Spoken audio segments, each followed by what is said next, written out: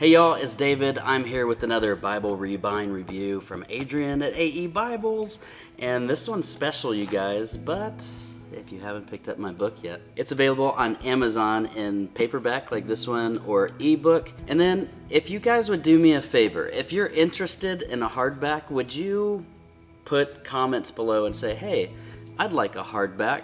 Because I'm toying with the idea of having some hardbacks for the 1-year anniversary of the release of Hearing Love. Anyway, it's available on Amazon. You can go read the reviews. If you have read it, I would love for you to leave a review on the Amazon website if it's not too much trouble. But anyway, that's the book. And then if you enjoy the music playing underneath my channel, like all the music from my channel is available for download at forloveoftheword.bandcamp.com. And all the tracks from this video are from the album A Howls in Wales, my newest release, which I think that one and the Hearing Love soundtrack and the 2020 EP, like all three of those are my favorites. They're really a lot of the music that came out of the year 2020 and then a little bit from beginning of 2021 for Howls in Wales. And lastly, if you enjoy the work and the ministry of the channel and you would delight in supporting my family and I as we continue in full-time ministry, you can join me over on Patreon, and that link will be in the description as well. There's a little bit more content, some music downloads, and additional videos over there. All those links will be in the description, and let's get to this Bible review. Now, this Bible that I have before you today, it's been featured on the channel before. Twice that I can think of. The first time was when we were in Israel, and then when we got to Jerusalem, there was a nice Airbnb that we stayed at, and I thought I should do a Bible review, but I don't have any other Bible than just my regular old travel Bible video. Just an excuse to do a Bible video in Jerusalem. And so I shot a video with, hey, this is the Bible that I travel with, because I found it for $3 at Half Price Books. I love it like crazy, and I can just dump it in a backpack or a suitcase. I don't care what happens to it. But it's funny how the Bibles that you don't care what happens to it, and you start just marking it up. Like, I don't even use a card to underline in the pages, and it's just, you know, it doesn't look as neat and pristine as far as my markings go. And some of the other ones are like, you get like the one from Skylar or Alan or wherever, and you're like, I don't want to wrinkle the pages while I'm turning it, so you're like super careful. Nope, not with this one. Just like, it was $3 at Half Price Books. It's genuine leather, sewn binding, and like, this thing's good to go. So I did a video on, this is my travel Bible, just to do, because I wanted to do a Bible review in Israel. I thought that'd be fun, right? And so I did that video, and then I did another one where I held this Bible up as the example, where I did a video titled, I want more Bibles this size, with hopes that some publishers would see it and we would get more Bibles this size. And so this was the one that I held up as the example of just the perfect size, like hand-sized Bible, just, you know, about face size, hand size, whatever. Crying out from my bones for a good old, just like medium-sized Bible. So if you've seen those videos, you've probably guessed this is the Moody Press 1975 New American Standard. Oh my goodness. And I had it rebound. And I still plan on using it like crazy. But it's funny, again, just how the ones that you use and you don't care about end up becoming just like your super lovey Bibles. So I sent this off to Adrian, and he was asking me questions about it when he had got it. And I had made the comment, that's my favorite Bible. But I didn't mean it as in, you better not screw it up. I meant it as, I'm excited to get it rebound and have an extreme makeover on it. So he really did a good job on this one. He does a good job on all of them that he's done for me. And so what I'm learning now, this is my third rebind that I've ever had in my life. I've only had Adrian at AE Bibles rebind my Bibles. I explain why in some of the other videos, but I know there's guys that do a good job. But to me, when I'm looking for a Bible rebinder, I'm looking for who can replicate as best they can the spine stamping, the inside seam and everything, and how they do the ribs, how big are the ribs. There's just a lot of detail that go into it, and some guys are farther along in their journey of rebinding, and some guys are starting and they're doing a good job starting up, but there's still a rebind look in a lot of them. And so I don't want the Rebind looking Bible. I want it to look like it was made at Youngblood or Chant or Lego or something amazing. Like I want it to look like it belongs on the shelf with all the other Bibles that I have from Allen and Cambridge and Schuyler and the Thomas Nelson Premiers and the New Steadfast Bibles. Like I want it to look like it belongs. And so that's one of the reasons I love Adrian at AE Bibles. There's a few other guys that can match that quality of work that I've seen just in pictures and videos. But Adrian's been doing my Bibles and I like him. We're friends. Hi Adrian, thanks for my Bible. Anyway, so he really did a good job and I'm just so happy. Like this is still my favorite Bible, but now it's like, whoa, boom! It was my favorite because I was using it and I could travel with it and I just wrote in it and didn't even care like what the pages ended up looking like. Like I've marked this thing on airplanes, guys, while I'm like riding on airplanes going places and bumping sometimes, and it's like I don't even care. I'm gonna underline it. Well, that needs to be highlighted. Write in a cross reference there. But anyway, since this is my third Bible, what I'm realizing is the combination of the types of skins that you pick for the cover will greatly impact the feel of your Bible. So, these are my other two from Adrian. And there's videos on both of these separately, but I brought them with me so that you can see. This one was the first one he sent me. It's an old American Standard. I've had it for a year or so now, and it's still holding up. And I love this thing. He did such a good job. You can watch the review on this one and this one separately. Again, I have my own reviews, but I picked the goat skin on the outside, lamb skin on the inside. And so the lamb skin on the inside, I've never had lamb skin before, but the lamb skin stiffened it up some, but the goat skin kept it a little floppy just since it's so supple. And so the lamb skin has this smooth texture, but again, it stiffens up the cover. But I didn't really notice it as much because I had the goat skin on the outside of this one, the Sakota goat skin with a nice deep grain, and that one turned out amazing. The next one I did, I went to the Badalassi, I still don't know how to say it right. I feel like an idiot every time I say it, but it's in this one. Badalassi Carlo goat skin. So that's like the super cool looking like fun grain and all those things. This one is the walnut color. I put the calf skin on the outside and the lamb skin on the inside. So this is not as floppy. This is the stiffest premium cover I have because of the combination of the two. And so that was one thing that I didn't realize when I'm like picking out things at first. Knowing that, I probably would have picked out a different liner in this one, but it's not on Adrian. That's just on me, like trying to figure out like what's what. But it's still a beautiful looking liner. He did a great job. You can watch the review on this one as well. But the combination of the two stiffer type leathers of the Badalassi Carlo calfskin and the lambskin inside made this cover stiff. It opens fine, it lays flat, it doesn't hinder the Bible, but it gives the premium leather Bible more of a hardback feel, if you will. This one, kind of seeing, okay, I think the lambskin is stiffening up some stuff, but I still like the Badalassi Carlo, so I went with the darker Badalassi Carlo for this one, and then I put goat skin inside to keep it a little bit more supple. So honestly, I didn't know what to expect. I was kind of expecting it to feel like this one when it came in. This came in Monday. I opened it out of the box, and one, it just looked amazing. I unwrapped it, and then as soon as I open it, and I'm like, whoa, the cover's super supple. Like I, again, was expecting this, and I was okay with that.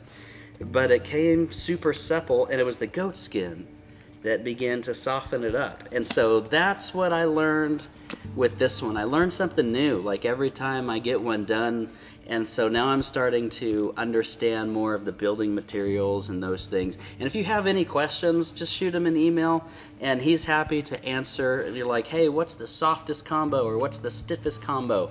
But I feel like this is a good medium combo, like the Badalassi Carlo with the goatskin liner. And so anyway, that's the first time I didn't have a lambskin liner, and I didn't know that was stiffening up things. But it's like if you have one hard component and one soft component, like these two covers feel about the same to me in their suppleness. So anyway, I thought that would be something you guys would want to know, so I told it to you. But this came in on Monday, and then I've always hated the color of this table so much. If you've seen my other Bible reviews, then you're like, yep, I know what you're talking about. That was an ugly table. It was just this table's from Hobby Lobby. It was brown and just, it was a weird color brown too. Like it didn't look good with anything. And trying to do Bible reviews on this, and I usually gravitate towards the brownish Bibles. And so trying to do brown Bible reviews on a brown table, it wasn't working. So it was such a huge challenge. So when this came in, this was just so perfect, and it's already my super favorite Bible. Now it's my super ultimate galactic favorite Bible. And I'm just like, okay, I'm not doing this again. I'm not doing another brown Bible on a brown table. And so Monday this came in, so I got to ogle over it. You know, that word where you just gawk at it all day and sniff it and read it and pet it and all that stuff and open it up and just, But then Tuesday, instead of filming the Bible review, I took the top of this table from the church and brought it home with me and refinished it. Sanded all the brownies off, and I finished it the same color as my kitchen table at home where I filmed Bible reviews previously, because I like that mixture of the weathered gray and the ebony that I put together.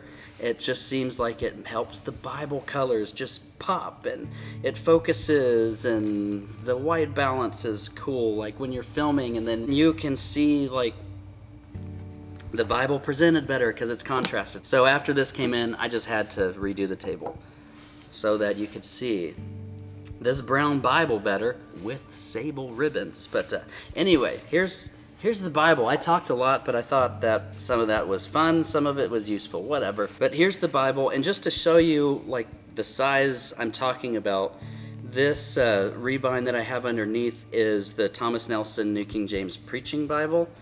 And it's a little bit thicker than a Quintel, but the same size footprint.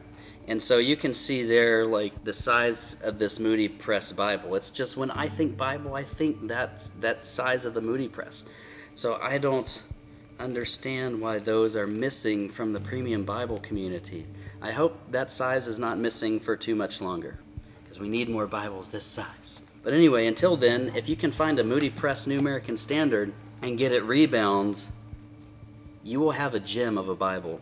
So for the outside cover on this one, I went with a dark brown Badalassi Carlo calfskin. And this is the full yap.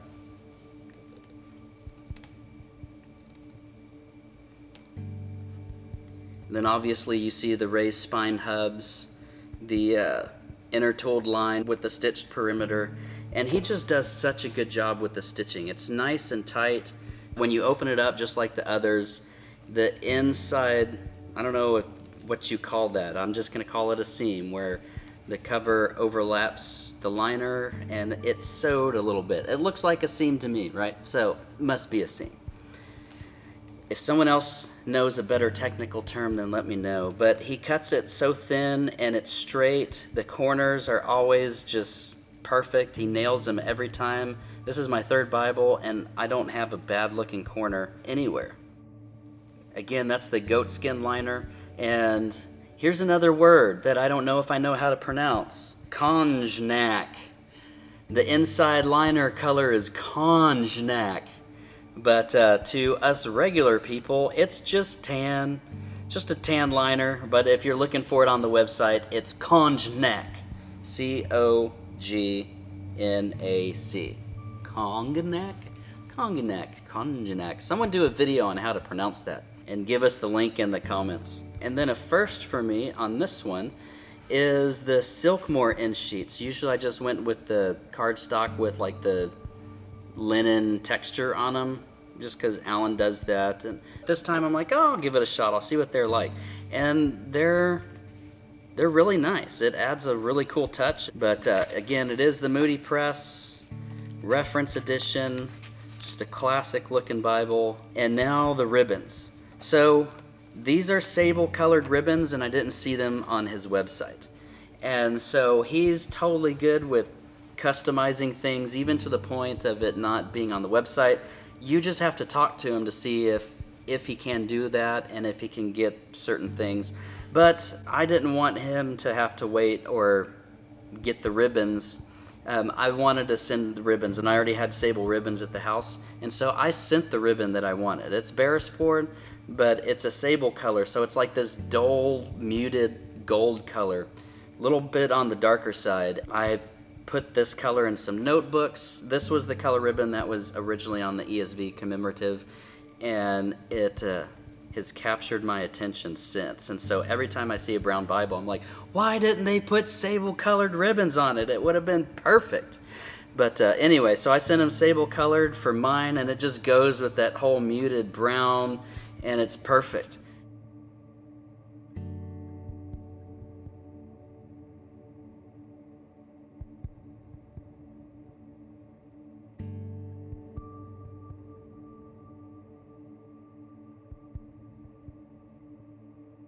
Now these are old pages, and it's an old Bible, so the pages are kind of yellowed and stuff, but anyway, even that, just the old crispy pages kind of go with just the look of a Bible from '75. I absolutely love it.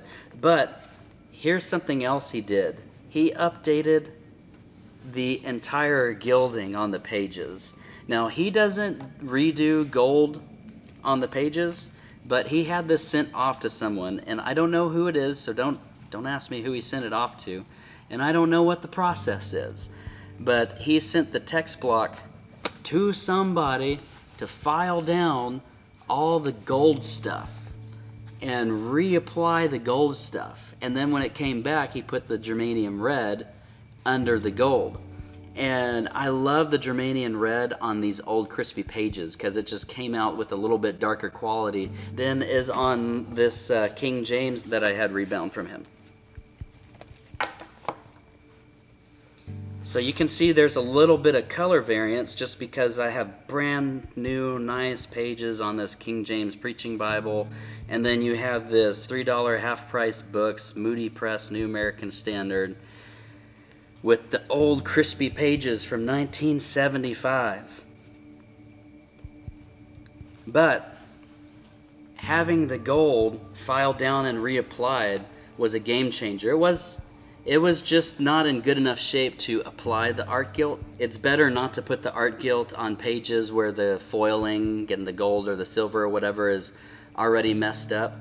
And through the process, it doesn't come back perfect, but it still comes back, like, I don't know, to me perfect. Because once you start actually using a Bible, the foil starts wearing off, the pages will wrinkle a little bit. So to me, it just looks like a Bible that I've been using for a little bit, but the gold foiling still looks great. You can see there in the video, even for having old crispy wrinkled pages. And then again, he applied the red when it came back to him. And so those were kind of the two more custom-y things that you have to just talk to him about and see if that's a possibility and a good fit for you. It will increase your wait time if he has to send the text block to someone else, and maybe that someone else is already, they're doing their job and they got work to do. And so it's like you're waiting on Adrian and you're waiting on these other people. So just add to your lead time, and that's another time. Like, these things take time. Adrian's getting busy, but it's worth the money and it's worth the wait. And so if you don't want to spend the money and you don't want to wait that long, you'll find someone out there that will do it. But it's just the whole classic, you get what you pay for and you get what you wait for. And that's really the case with Bibles like this. But now, when you close it up on the back, I love that he's putting his logo on these. And it's just such a splash of, like, tastefulness. Usually I prefer everything like on the spine But just on the back, this is the first one I have where he's done it for me, where he's just got his logo, AE Bibles, right there. That was a nice, fun touch I wasn't expecting because I wasn't on my other Bibles. But I really appreciate just the attention to detail that he has on this. And then we'll look at the spine here, and his stamping and the fonts that he used are such a perfect representation of what the original spine looked like. I mean, he got close, and then we got spine hubs on it because I'm a sucker for spine hubs. But they're just perfect size spine hubs, what all the premium guys are using these days. Just nice spine hubs. And so I'm really happy with this. Just the stitching, the put it togetherness, the way the gold foiling and the art gilt turned out, and the ribbons, and then the colors just go so well together, and just a beautiful, beautiful Bible. Thank you, Adrian, for this Bible. It is truly a special treasure. If y'all want to visit Adrian's website and look at all the options that he has to choose from for different types of leathers on the outside and inside, and different styles that'll give it different looks, all the different colors and stuff, then I'll link his website in the description, and you can go visit him and look at his portfolio. He does such a good job. So anyway, I hope some of the information on the skin types was helpful. Adrian's ready to answer any questions that you guys have, and I will see you guys later. Bye.